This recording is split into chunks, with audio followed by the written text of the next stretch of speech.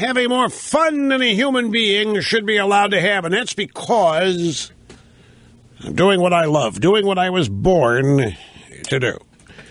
And it's true what they say.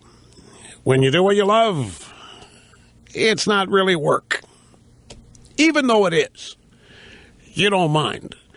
Here's the telephone number if you'd like to be on the program, 800-282-2882. The email address, lrushbo@eibnet.com. I'm telling you, certainly do not discount this. We've been making this mistake now since the early 90s. The left will go out, the Democrats, somebody will say something just totally outrageous. Like all these clowns that predicted the end of the earth in 10 years. We didn't clean up the oceans, or name your prediction. 20 years ago, if we didn't fix, or 40 years ago, if we didn't fix global warming in 20 years, we weren't going to be able to inhabit the East Coast. I mean, all of these things. Or take, this food's going to kill you, that food's going to save you. People believe this stuff. And the latest example of that, I didn't get to it on Friday.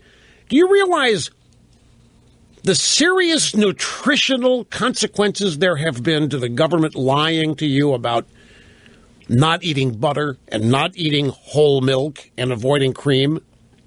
All of this, don't eat that stuff because it's so high in fat, it's going to clog your artery. It turns out to be just wrong, just dead wrong. There are no health consequences to eating butter instead of margarine. In fact, margarine may be worse now given this, hydrogenated stuff. But, people skim milk all the time, no whole milk, no cream, give me butter. And so it turns out that there's nothing wrong with it at all. It's just people have been lied to over and over and over, and they believe it. And people have actually been talked into believing that normal, everyday milk is going to kill them, for crying out loud. And it never has been true. Now, if you don't like it, that's fine. But people are avoiding it because they think it's going to kill them or shorten their lifespan. Same thing with butter, and they've just been lied to about it.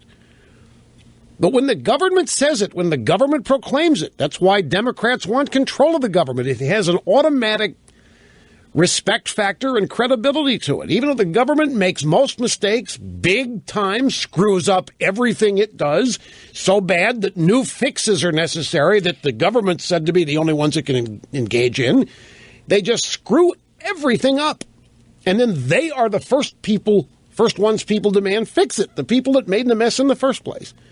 Because government has some automatic acceptability, credibility to it that people do not want to think ill of the government.